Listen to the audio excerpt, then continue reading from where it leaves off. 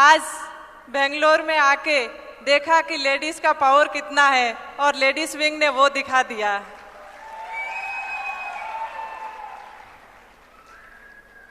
मैं बाड़मेर राजस्थान से हूँ। बाड़मेर के जो डेजर्ट एरिया है वहाँ पे दूर दराज ढाणियों में जो महिलाएं रहती है उनके साथ में मिलके हम काम कर रहे हैं। तो बाड़मेर से 30 किलोमीटर दूर रावसर गांव है जहाँ मेरा जन्म हुआ था और मात्र 4 साल की उम्र में मेरी माँ की डेथ हो गई थी। 8वीं में स्कूल छूट गया था, पिताजी की दूसरी शादी हो गई थी। स्कूल छूटने के बाद में वहाँ पे पानी की बहुत दिक्कत थी। मेरे पास भी एक बैलगाड़ी थी और मैं पानी लाने का काम करती थी और जब भी टाइम मिलता तो दादी के साथ में बैठ के कसीदाकारी का काम जरूर सीखती थी, क्योंकि कसीदाकारी का काम हर घर में होता था। हर माँ अपने हाथ से बना के अपनी बेटी को कुछ न कुछ ऐसा देती थी, क्योंकि पहले फोन होता नहीं था जो निकाल के बात कर लिया। लेकिन जब भी माँ की याद आती तो अपनी सिंदूक खोल के माँ के हाथ का बना हुआ प्रोडक्ट देख के ही वो तसल्ली करती थी। तो इस तरीके से मेरी दादी माँ भी मेरे लिए बना रही थी, मैंने सीखा, लेकिन ये नहीं पता था कि इसी काम से मुझे आगे पहचान मिलेगी। 17 साल की उम्र में शादी हो गई।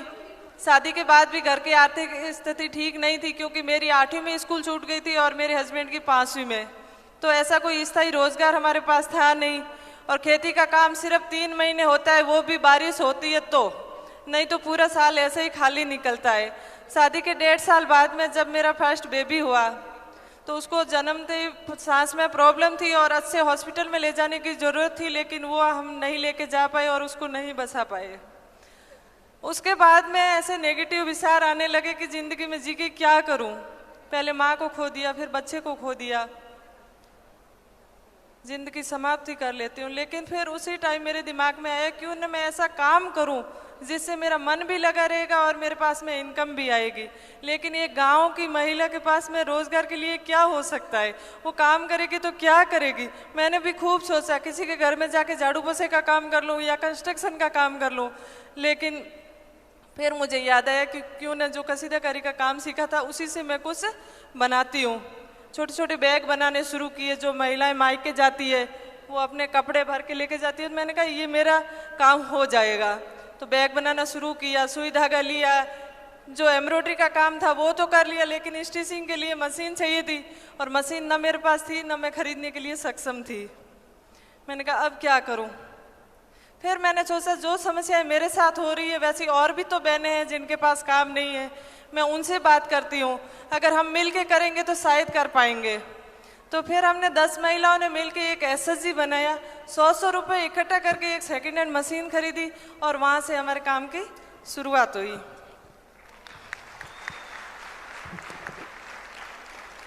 अब हमारे पास में मशीन एक है, हम 10 महिलाएं हैं, 10 महिलाओं के लिए काम कहाँ से आएगा, ये भी हमें टेंशन होने लगी। फिर हमने इधर उधर काम की तलाश शुरू की तो किसी ने बताया कि ग्रामीण विकास चेतना संस्थान, जिसकी मैं अभी प्रेसिडेंट हूँ, उसके बारे में कि वो महिलाओं के लिए काम करती है, शायद आप वहाँ जाओगे तो आपको काम मिल सकता है। वहाँ गए हम, वहाँ पे संस्थापक विक्रम सिंह जी थे, उनसे जाके मिले। हमने बोला कि हमारा समूह बना हुआ है और हमें काम की ज़रूरत है। तो वो एकदम शौक रह गए कि हम इतनी कोशिश कर रहे हैं महिलाओं को काम से जोड़ने के लिए, लेकिन महिलाएं घर से बाहर ही नहीं आ रही है और आप काम लेने के लिए आए हो। तो मैंने कहा नहीं, हमें काम की ज़रूरत है, हम इसीलिए आए हैं। तो फिर हमें सैम्पलिंग का काम दिया, सैंपल अच्छे बने तो हमें 3 दिन का ऑर्डर का काम दिया कि ये आप करके लेके आइए। और वो 3 दिन का काम हमें इतनी खुशी हुई थी कि हमें कोई पहली बार काम मिला है। हम जाके काम पे लग गए और सुबह वापस गए, हमें देखते ही वो बोले कि मैंने कहा आपसे काम नहीं होगा, आप आ गए वापस। मैंने कहा नहीं, ऐसा नहीं है, हम काम पूरा करके लेके आए हैं। तो ये कैसे पॉसिबल हो सकता है, कल शाम को गए अभी वापस आ गए। मैंने कहा नहीं, हमें इतनी खुशी थी कि हम पूरी रात बैठ के काम किया। उसके बाद में लगा कि वास्तव में ये काम करना चाहते हैं। फिर हमने बोला कि हमारी जो गांव की दूर दराज ढाणियों में जो महिलाएं रहती है उनको भी हमें साथ में जोड़ना है और हम कैसे काम करें। तो एक मीटिंग हुआ, फिर किसी ने बोला कि आप अगर बाहर जाके एग्जीबिशन करोगे तो आपके पास में शायद ज़्यादा काम आ पाएगा। मैंने कहा एग्जीबिशन करनी कहाँ है, क्योंकि हम कभी बाड़मेर डिस्ट्रिक्ट हेडक्वार्टर तक नहीं आए, एग्जीबिशन होती कहाँ है हमें नहीं मालूम। तो किसी ने बोला कि आप मेट्रो सिटीज़ जैसे दिल्ली, बेंगलोर, बॉम्बे, वहाँ जाके एग्जीबिशन करोगे तो हैंड टू हैंड आपके प्रोडक्ट भी सेल हो जाएंगे और आपके पास में पैसे भी आ जाएंगे। अब दिक्कत थी, सबसे पहले घर वाले भेजेंगे या नहीं भेजेंगे। फिर हम तो सिर्फ मारवाड़ी में बात करते हैं, हिंदी भी नहीं आती थी, कैसे वहाँ से लोगों से बात करेंगे। बहुत सारी घबराहट थी मन में, लेकिन हमने ठान लिया कि हमें एग्जीबिशन करना ही है। उसी टाइम दिल्ली में एक रफ़ी मार्ग पे एग्जीबिशन हो रहा था और वहाँ से हमें मौका मिला। जैसे तैसे करके घर वालों को मनाया और ट्रेन में बैठ के लोकल डब्बे में कट्टे में सामान भर के जैसे तैसे करके हम दिल्ली पहुँचे।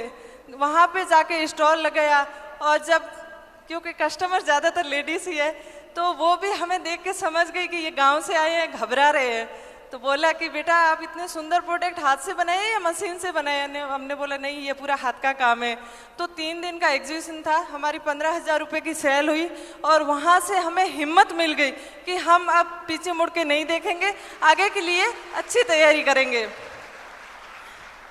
इधर वापस आके गांव गांव घर घर जाके महिलाओं को मोटिवेट करना शुरू किया काम के प्रति, क्योंकि एक दूसरे के घर जाने में भी टाइम लगता है। 1 किलोमीटर के बाद में एक घर आता है, डेजर्ट एरिया है, 50+ डिग्री टेम्परेचर रहता है लगभग, जाने के लिए सड़क नहीं, पीने के लिए पानी नहीं, लेकिन उनके घर तक पहुंचना और घर वालों के जवाब क्या होते थे, पता नहीं आप क्या सिखाओगे, कल ये हमारा कहना मानेगी या नहीं मानेगी, ये नहीं करेगी वो। तो दुख होता कि इतनी मुश्किल से यहाँ पहुंचे और ये मना कर रहे हैं, तो हम हमारे लिए कर रहे हैं वही ठीक है। लेकिन जब महिलाओं से बात करते तो हमें लगता कि इनका मन है काम करने का, तो हम घर वालों को समझाते कि इनको कहीं नहीं जाना पड़ेगा, ये घर बैठे जो भी इनको दिन में 2-3 घंटा टाइम मिलेगा उसमें ये काम करके देंगे। तो ऐसे करते करते हमने कुछ बहनों को साथ में जोड़ा और उनको देख के और भी बहनें साथ में जुड़ना शुरू हुई। इधर हमने शहर शहर जाके मार्केटिंग करनी शुरू की, क्योंकि मार्केट के बिना, काम के बिना महिलाओं को जोड़ना कोई फायदा नहीं है। तो मैं बेंगलोर भी एक बार आई थी, इसी जगह पे हमने एग्जीबिशन किया था, तो ये मेरा नेक्स्ट ट्रिप है। और नेक्स्ट जो हमारी एग्जीबिशन थी, फिर उसमें हमारी 10-15 हज़ार रुपये सेल नहीं हुई थी, 5 लाख भी नहीं हुई थी, पूरी 11 लाख की सेल हुई थी। उसके बाद हमने सोचा कि अब हमें कुछ इसमें नवाचार करना चाहिए, क्योंकि मार्केट में हमेशा नई चीज़ें आती रहती है, तो हम कैसे करें। अलग अलग जगह से फैब्रिक लेना शुरू किया, जैसे टसर सिल्क, मूंगा मटका, चंदेरी, मयूसरी, मंगलगिरी, ऐसे फैब्रिक लेके गारमेंट्स बनाने शुरू किए, साड़ी, कुर्ते, दुपट्टे। अब साड़ी हम पहनते नहीं, तो हमें मालूम नहीं था कि हम साड़ी कैसे बनाए। फर्स्ट बार साड़ी बनी, वो उल्टे पल्लू की बनी थी। जब कस्टमर्स ने देखी तो बोला कि इतनी सुंदर साड़ी बनाई आपने, लेकिन पल्लू उल्टा है। मैंने कहा कोई नहीं, हम इसमें अगली बार सही करके लेके आएंगे। तो ऐसे करके हम काम सीखे और उसके बाद में हमें लगा कि ये फोल्ड की हुई ज़्यादा लोगों को पता नहीं चल रहा है, तो कैसे करें जो पहने हुए दिखे, ज़्यादा लोग पसंद करें। तो किसी ने बोला कि आप फैशन शो करिए। तो फैशन शो के तो नाम से ही डर लगता था कि छोटे कपड़े पहनना ऐसा फैशन शो होता है। मैंने कहा हम क्यों फैशन शो करें, लेकिन फिर धीरे धीरे समझ में आया कि अपन हेरिटेज फैशन शो भी कर सकते हैं। तो उसी टाइम राजस्थान हेरिटेज वीक हो रहा था जयपुर में, और वहाँ जाके हमने रिक्वेस्ट किया कि हमें फैशन शो करना है। तो उन्होंने बोला कि यहाँ पे तो बड़े डिजाइनर्स और अवॉर्डी लोग आ रहे हैं, आप कैसे फैशन शो करोगे। मैंने कहा नहीं, आप हमें एक बार मौका दीजिए, हमें फैशन शो करना ही है। तो वहाँ से मौका मिल गया, लेकिन वास्तव में प्रॉब्लम थी कि हम फैशन शो में जो कैसे कॉस्ट्यूम डिजाइन करेंगे, क्या कलर थीम लेंगे, हमें तो कोई आइडिया नहीं था। हमने और बड़े एनजीओ से जाके मदद मांगी कि आप हमारी हेल्प करिए इसमें। तो उन्होंने बोला कि ये आपका लेवल नहीं है, ये डिजाइनरों का काम है, आप जहाँ फील्ड में काम करें वही आपके लिए बेटर है। बड़ा दुख हुआ, मैंने कहा मदद करने वाला कोई नहीं है, लेकिन मैं ये फैशन शो ज़रूर करूँगी। जैसा समझ में आया हमने कॉस्ट्यूम डिजाइन किया, कलर थीम लिया, और घबरा रहे थे लेकिन हम फैशन शो के रैंप तक पहुँचे और सारी ऑडियंस और डिजाइनर्स खड़े होकर तालियां बजाई हमारा जब प्रोडक्ट रैंप पे आए। और 5 बड़े डिजाइनर्स बाड़मेर पहुँचे, बीबी रसेल, हेमंत तिरवदी और अब्राहमन ठाकुर जैसे 5 डिजाइनर वहाँ पहुँचे। और नेक्स्ट शो के लिए 5 डिजाइनरों ने अपना कलेक्शन बाड़मेर से बनवाया और सट्टा 1600 मेरा था, और डिजाइनर ऑफ द ईयर का अवार्ड भी मैंने ही जीता। अगर उस दिन ये फैशन शो छोड़ देती तो मैं डिजाइनर नहीं बन पाती। तो हमेशा जब भी मुसीबत आई मैंने यही सोचा कि हमें कुछ और नया सीखने को मिल रहा है, हमेशा पॉजिटिव लिया और उनके साथ में आगे बढ़े। इसी तरीके से मैंने सोचा कि हम इंडिया में तो एग्जीबिशन कर ही रहे हैं, क्यों ना इंटरनेशनल करें जिससे हमारी और बहनों को काम मिलेगा। ऐसा सोचा ही था। उसी टाइम जर्मनी हेम टेक्सटाइल फ्रैंकफर्ट मैसे में एग्जीबिशन हो रहा था और वहाँ से हमें मेल आया कि इंडिया से मात्र एक एनजीओ को हमने सेलेक्ट किया है और फ्री ऑफ कॉस्ट बूथ दे रहे हैं। मैंने कहा हमने सिर्फ सोचा था कि हमें बाहर जाना है और सीधा जर्मनी जाएंगे, ये नहीं सोचा था। काफ़ी लोगों से बात किया कि कैसा है वहाँ का माहौल, कैसा है खान पान कैसा है, क्योंकि मैं तो पूरी वेजिटेरियन हूँ। तो किसी ने बताया कि आप खाने पीने की चीज़ें साथ में लेके जाना, और दिसंबर का महीना है तो ठंड ज़्यादा है तो इस तरीके से कपड़े लेके जाना। तो मैंने आटा सब्जी मसाला सारा साथ में लेके गए और वहाँ जाके रोटियाँ भी बनाई और वहाँ के लोगों को भी खिलाई, क्योंकि उन्होंने बोला कि हमने फर्स्ट बार ताज़ी ब्रेड खाई है, वो रोटी को ब्रेड बोलते हैं। तो मुझे खुशी हुई कि अच्छा हुआ हम आटा लेके आए और इनको भी खिलाई। तो इसी तरीके से जब मैं वहाँ पे बूथ पे बैठी थी और मेरा काम कर रही थी, 10 महिलाओं का ग्रुप आया और मेरे पास में आके खड़ी हो गई। मैंने उनके सामने देखा तो किसी के आंखों में आंसू थे। मैंने कहा क्या हुआ? तो उन्हें बोला कि आपको देख के हमें हमारा मुल्क याद आ गया है। वो पाकिस्तान की फैमिलीज थी, तो वो बोल रही थी कि किसी की माँ इंडिया से थी, किसी की दादी इंडिया से थी, तो आपकी ड्रेस देख के ही हमें हमारा मुल्क याद आ गया। वो 2 दिन हमारी सेवा में रहे। बहुत अच्छा लगा कि हमें जर्मनी जाने का मौका मिला और वहाँ पे भी ये एहसास नहीं हुआ कि हम इंडिया से बाहर हैं। इसी तरीके से जब हार्वर्ड यूनिवर्सिटी से इनविटेशन आया कि हम आपको हमारे एनुअल फंक्शन में एज ए स्पीकर के तौर पे बुला रहे हैं, मैंने कहा मैं ना तो ऐसी स्कूल में पढ़ी ना कॉलेज के बारे में सोचा, सीधा हार्वर्ड यूनिवर्सिटी जाके मैं क्या करूँगी। 1 महीने तक वापस जवाब नहीं दिया। और साथ में ये भी था कि खुद की टिकट से जाना है, रहने की व्यवस्था खुद को करनी है, क्योंकि जो हार्वर्ड में जाएंगे वो तो खुद सक्षम होते ही है। तो मैंने कहा 10 लाख रुपए का खर्चा करके मैं वहाँ जाऊँगी तो पीछे काम कैसे चलेगा हमारा। मैंने कहा मुझे नहीं जाना है।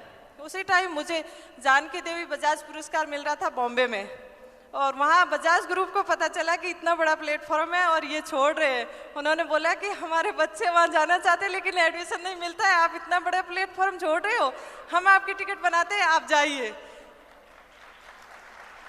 तो उन्होंने टिकट बनाई और साथ ही फिर रहने की दिक्कत थी, तो प्रकाश जी कानूंगो है बॉम्बे से और कुशल जी बंसाली, उन्होंने वहाँ पे रहने की पूरी व्यवस्था करवाई और हमारा 1 दिन का प्रोग्राम था वो हार्वर्ड में 3 दिन तक चला। वहाँ पे बहुत सारी यूनिवर्सिटीज़ के लोगों को बुलाया गया और अपने यहाँ की कला के बारे में उन्होंने सोचा समझा। तो ये बोला कि हम यहाँ से स्टूडेंट्स भेजेंगे और वहाँ जाके वो रिसर्च करेंगे और यहाँ के सिलेबस में शामिल करेंगे। तो इससे बड़ी बात अपने लिए क्या हो सकती है। ऐसे ही जब केबीसी से कॉल आया कि हम सोनी चैनल से बोल रहे हैं कौन बनेगा करोड़पति से और आपको इनवाइट कर रहे हैं, मैंने कहा वहाँ पे तो पढ़े लिखे लोग जाते हैं, क्वेश्चन आंसर होते हैं, मैं वहाँ जाके क्या करूँगी। तो उनका नेक्स्ट डे और कॉल आया कि हम सोनी चैनल से ही बोल रहे हैं और हमारा फ्राइडे को स्पेशल शो होता है, उसमें हम करमवीर अवार्ड से नवाजते हैं और इसीलिए हम स्पेशल गेस्ट को बुलाते हैं और उसमें आपको सिलेक्ट किया है। तो मैंने कहा मेल भेजिए, फिर उनका मेल आया, फिर उनकी टीम आई बाड़मेर, 5 दिन तक वहाँ पे शूटिंग चली, फिर एक दिन हमें बॉम्बे बुलाया, वहाँ पे पूरा दिन की शूटिंग चली। तो इस तरीके से जो केबीसी आप सबने शायद देखा होगा, तो वो भी हमारा एक्सपीरियंस बहुत शानदार रहा। इसी तरीके से हर एक अवार्ड एक नई जिम्मेदारी मुझे देता रहा। सबसे पहले जब कलेक्टर साहब ने मुझे अवार्ड दिया था बाड़मेर में, तो हमें इतनी खुशी हुई थी कि सबसे छोटा माने जाने वाला काम, सुई धागे का काम, इससे कोई अवार्ड भी मिलता है, बहुत खुशी हुई। लेकिन वहाँ से हिम्मत और बढ़ गई थी कि हम और अच्छा काम करेंगे। उसके बाद राज्यपाल जी के हाथों से, फिर राष्ट्रपति जी के हाथों से, क्योंकि ये तो कभी सोचा नहीं था हमने, दिल्ली जाते दूर से राष्ट्रपति भवन देखते लेकिन अंदर जाके सम्मान लेंगे, ये बिल्कुल नहीं सोचा था। इस तरीके से जो 10 महिलाओं का सफर शुरू हुआ था, आज 30,000 से ज्यादा बहनें हमारे साथ में जुड़ी हुई है। और साथ ही राजस्थान गवर्नमेंट ने अभी मुझे 2.5 लाख समूह बने हुए हैं लगभग राजीविका के, और 28 लाख महिलाएं हैं उस समूह से जुड़ी हुई, उनका ब्रांड एम्बेसडर बना के एक और नई जिम्मेदारी दे दी। मैं पूरी कोशिश करूंगी कि महिलाओं को अच्छा प्लेटफॉर्म मिले, वो आगे बढ़ने में सक्षम हो। हम जो गांव की बहनें हैं उनको नहीं पता कि शहर में कैसे लोग कपड़े पहनते हैं, क्या क्वालिटी रहती है, क्या यूज़ करते हैं, तो उनको फैशन शो के रैंप पे मॉडल्स के साथ में उनको भी वॉक करवाते हैं और अच्छी अच्छी जगह पे भेजते हैं, एग्जीबिशन में भेजते हैं, खुद देखती है।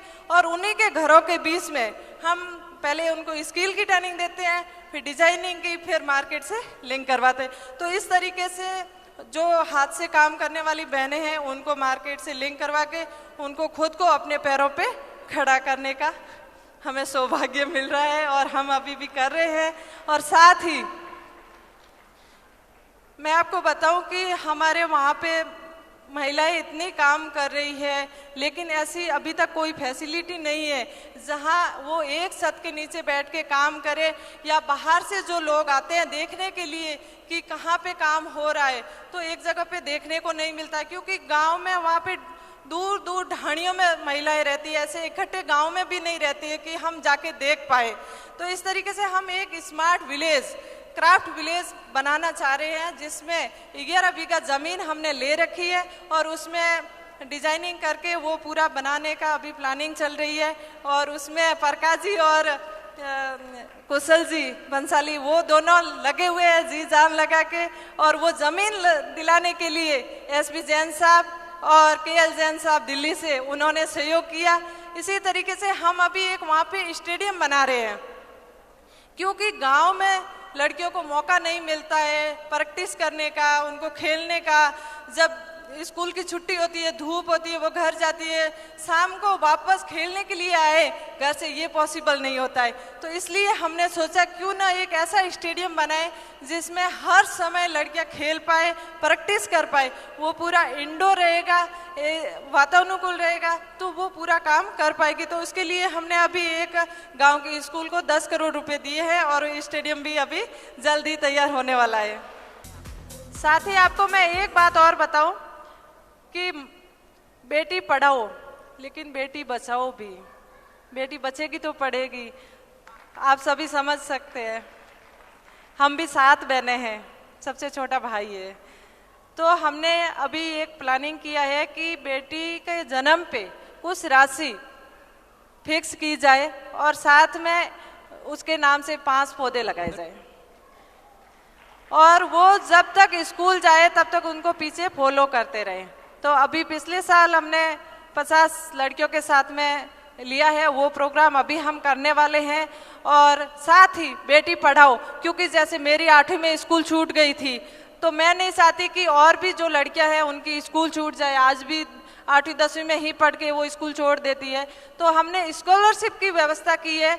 इस साल हमने 50 बच्चों के लिए सालाना 25,000 रुपये उनको स्कॉलरशिप के रूप में दिया है। तो इन मिशन में आप में से भी हमारे साथ में जुड़ सकते हैं, क्योंकि बेटियों का दर्द आप और हम समझ सकते हैं, हमसे बेटर और कोई नहीं। और साथ ही जो हम स्मार्ट विलेज बना रहे हैं उनमें भी आप जुड़ सकते हैं। और मैं आप सभी को इनवाइट भी करना चाहूँगी कि आप जब भी जैसलमेर, जोधपुर, उदयपुर या नाकोड़ा जी आए तो बाड़मेर विजिट जरूर करें। एक संदेश लास्ट में मैं हमेशा देती हूँ कि महिला का सम्मान करे, सपोर्ट करे, अपने हक के लिए खुद लड़े। हम सब में कोई ना कोई हुनर जरूर है, तो क्यों ना हुनर के जरिए आगे बढ़े, स्वावलंबी बने। अगर खुद पे विश्वास है तो खड़े रहे, अड़े रहे, खड़े रहे, अड़े रहे। क्या मुस्कुराहट है आपकी यार, आपको देख के तो कोई भी दीवाना हो सकता है। प्लीज आप यहाँ पर आइए, आप यहाँ पर आइए। We like to felicitate this very beautiful inside out lady. Ladies and gentleman, please put your hands together as we call our beautiful family of JITO ladies wing Bangalore chapter. Let's please invite one more time Shrimati Sunita ji Bora, Shrimati Sheetal ji Duggar, Shrimati Pinky ji Jain and Shrimati Sunita ji Gandhi. Please आप सबको मैं मंच पर invite करती हूँ to felicitate the very खूबसूरत रूमा देवी जी। And towards the end we're going to have a celebration, huh? हम step Ghoomar का भी करने वाले हैं towards the end, okay? So stay hooked on to that. Please, ma'am, आ जाइए। स्वागत है आप सबका एक बार फिर से। आपका बहुत मैराथन हो रहा है, but you are used to doing that. आप जो इतने सुंदर कार्य करते रहते हैं हमेशा। Thank you ma'am. Ruma Devi ji, हमारे पास शब्द नहीं है, हम किस तरह आपको शुक्रिया अदा करें, और उससे भी ज़्यादा जिस तरह आप इतने हम्बल होकर पेश आते हैं, सबके साथ इतना प्यार देते हैं तहे दिल से। On behalf of the JITO ladies wing Bangalore chapter, we truly thank you.